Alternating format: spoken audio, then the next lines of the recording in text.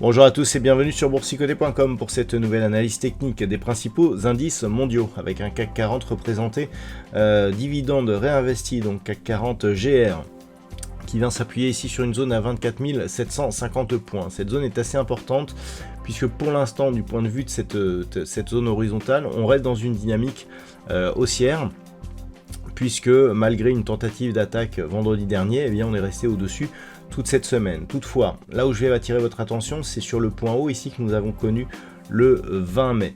Regardez bien ce qui se passe, donc on est venu clôturer sur un niveau proche des 25 350 points de mémoire, oui voilà, 349, et aujourd'hui on vient valider ici à 24 815, donc en gros 500 points d'écart sur 25 000, ça fait environ 2%.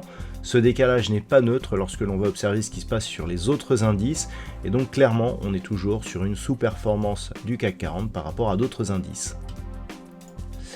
Et si je voulais vous parler du point haut que nous avons connu le 20 mai, c'est pour le comparer au DAX. Regardez, le 20 mai, nous étions ici sur une clôture proche des 24 036 points.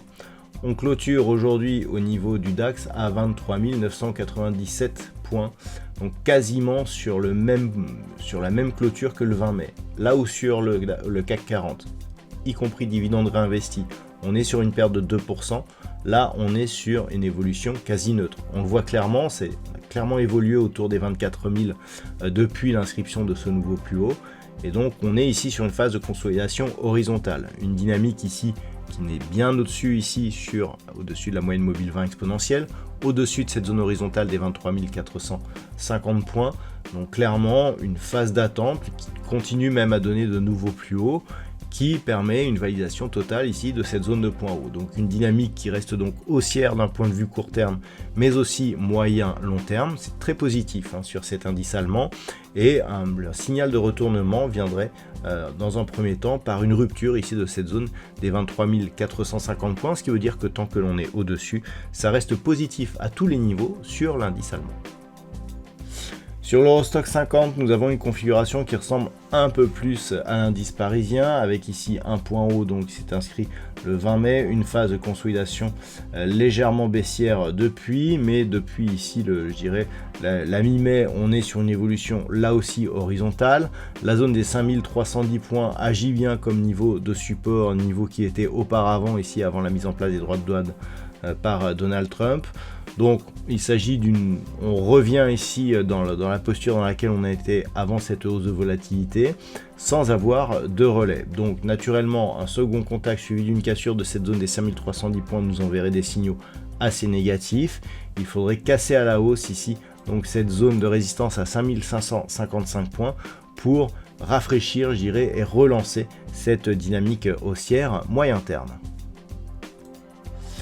Sur le S&P 500, les multiples allers-retours entre droit de douane, pas droit de douane, finalement n'ont pas eu un gros impact sur la volatilité, même au niveau du VIX, on n'a pas vu grand-chose. Malgré tout, on reste ici sur une dynamique plutôt haussière, donc tant que l'on est ici au-dessus des 5785 points. Naturellement, l'objectif ici reste la poursuite en direction des 6100 points, mais en absence de retour ici sous cette zone horizontale qui était précédemment résistance et qui a été franchie par gap, eh bien on est sur une consolidation plutôt solide. Donc seule une rupture ici de cette zone qui a été testée d'ailleurs sur la séance du 23, eh bien pourrait nous donner un signal de retournement. On aurait d'ailleurs un quasi double top, bon, avec pas énormément d'amplitude en termes d'objectifs, qui pourrait nous ramener ici sur 5590 points, mais qui pourrait nous donner un signal de retournement de tendance, alors qu'une cassure ici des 6100 points, eh bien, pourrait nous donner un signal de poursuite moyen terme de la tendance haussière. Même constatation au niveau du Nasdaq qui évolue toujours dans une dynamique haussière. On est venu à marquer un point haut ici de tendance court terme. Il ne s'agit pas d'un point haut historique puisqu'on est toujours ici sous les niveaux ici des 22 000 points qui avaient été dépassés ici sur toute cette phase. Mais d'un point de vue court terme, on reste ici dans une dynamique plutôt haussière qui se fait là aussi au-dessus de cette zone des 20 680 points. Une zone intéressante qui avait été franchie sur gap. Tiens, je vais vous la tracer pour aujourd'hui. Puisque lorsqu'on observe ici ce qui s'est passé voilà, autour de cette zone, donc grossièrement 20 280 points, qu'on avait testé ici comme résistance, testé encore ici comme résistance, et on a tout franchi sur gap ici. Donc clairement, le signal était relativement fort. Depuis, on s'est stabilisé ici au-dessus des 20 180 points.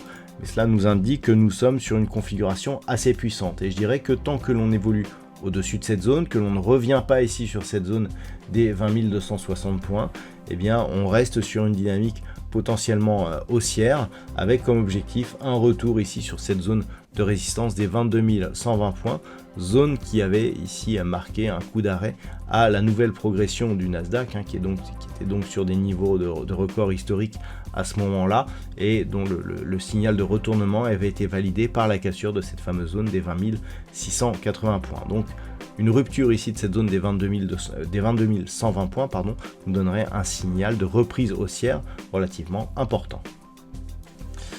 Et enfin, au niveau du Nikkei, on a assisté à un mouvement dynamique relativement propre, à savoir ici on a testé une cassure de la zone des 38 160, on a consolidé ici, on est venu chercher la moyenne mobile 20 exponentielle, on revient ici au contact de cette zone de résistance que l'on pourrait même relever ici sur un niveau plus proche des 38 400 points, pour au final se stabiliser. Donc la construction reste haussière, on a une dynamique qui ralentit un petit peu,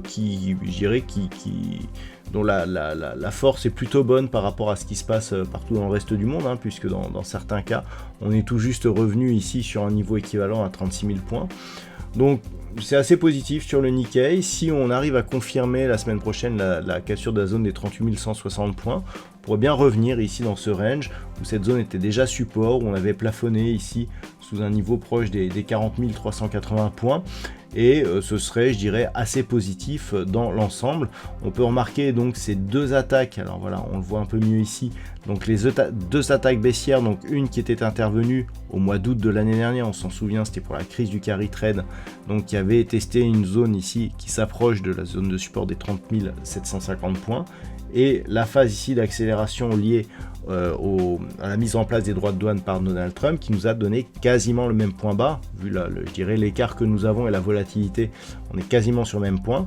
Donc d'un point de vue moyen long terme, cette zone sera à surveiller si on revenait à consolider.